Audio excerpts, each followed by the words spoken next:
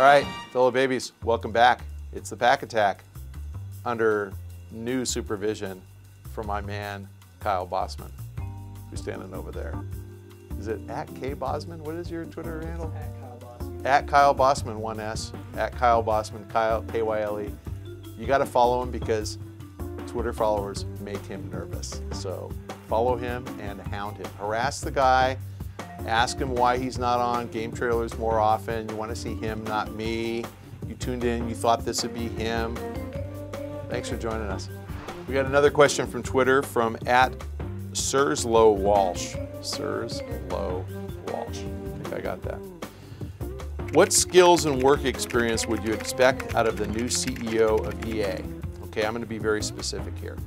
I think we're looking for a guy who was a software developer, who sold his company to EA, who worked for EA for at least 7 or 8 years and rose to be executive vice president of publishing, and then who left EA to join Microsoft and run their interactive entertainment group, which really is the Xbox group, and manage that business flawlessly, and who is going to stay at Microsoft until he's finished launching the next Xbox, and then he will return to EA as CEO. So my call is, it's Don Mattrick.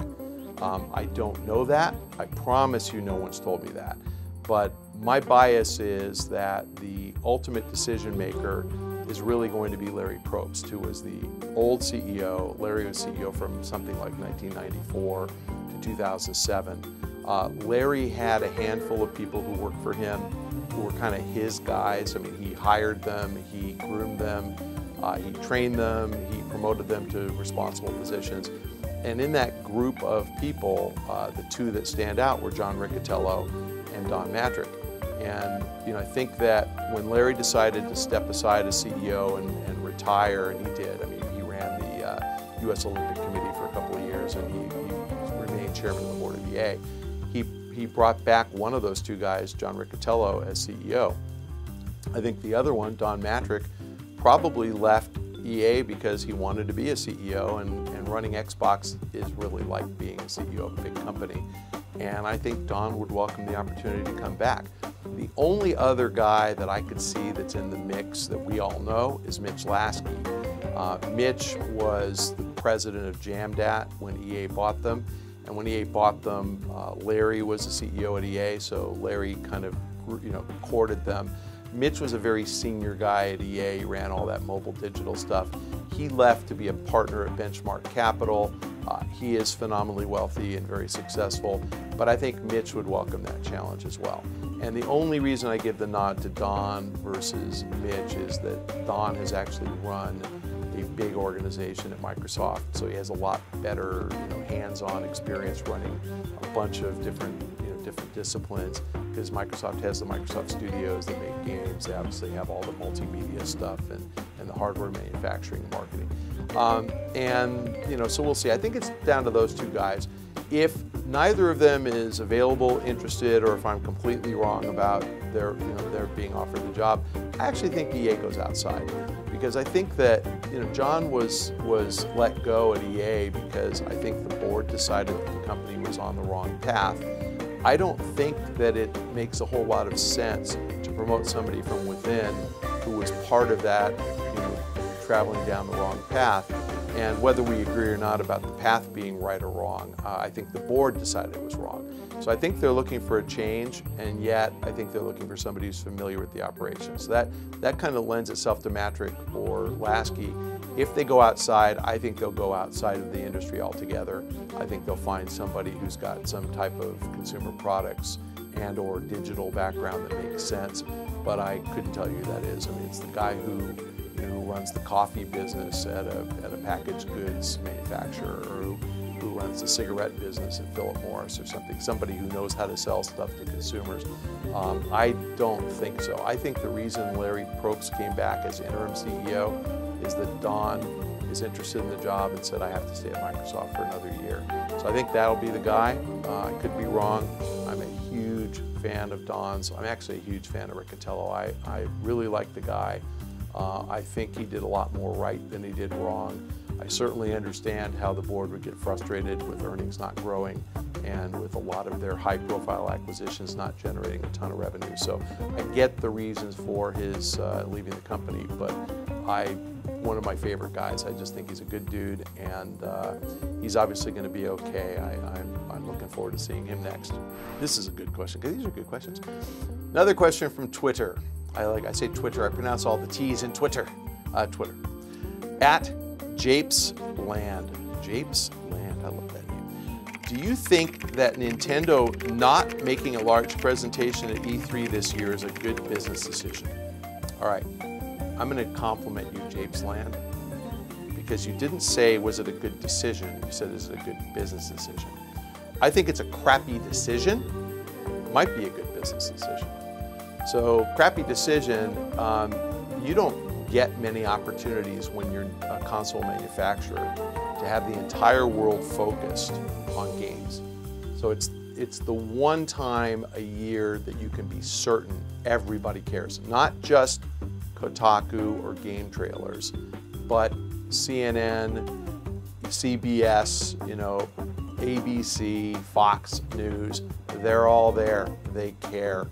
So I think that from just a basic decision, it's an opportunity for Nintendo to really show off a lot of stuff.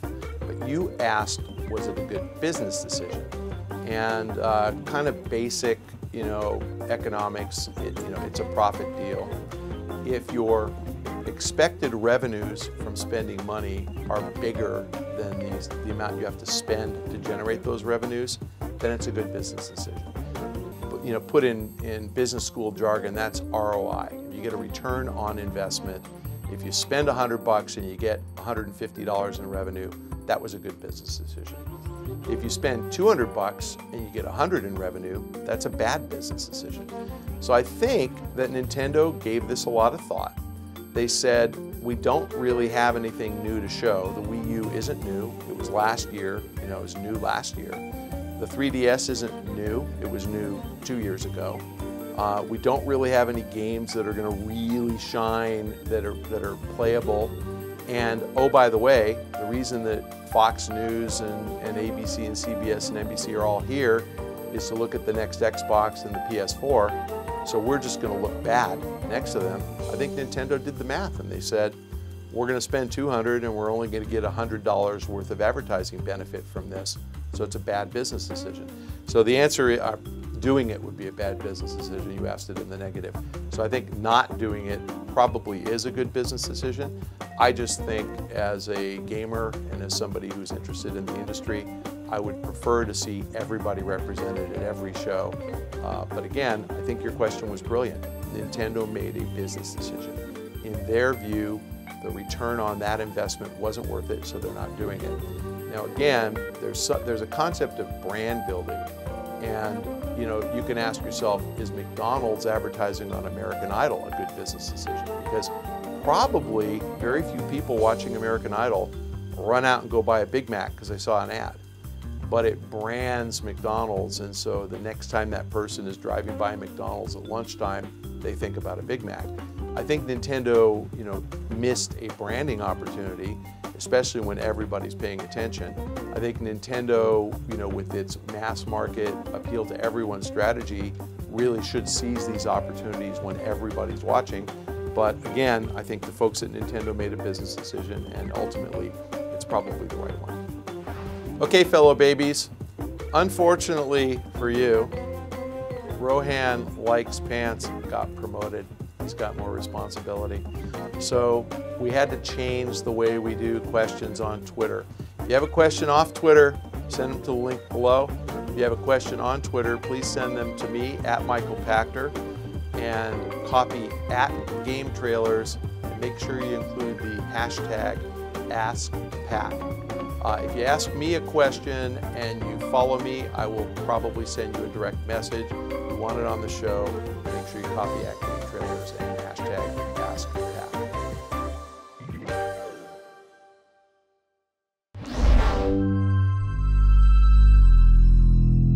See all of our shows and game reviews now on the brand new GT app on Xbox Live and the GT Originals iOS app too. All right, fellow babies, you can see more episodes of Pach-Attack on GameTrailers.com, or you can click on the videos to the right of me and see some of our other shows. Thanks for joining us. This is a profit deal. Very deadpan delivery. GT Origin.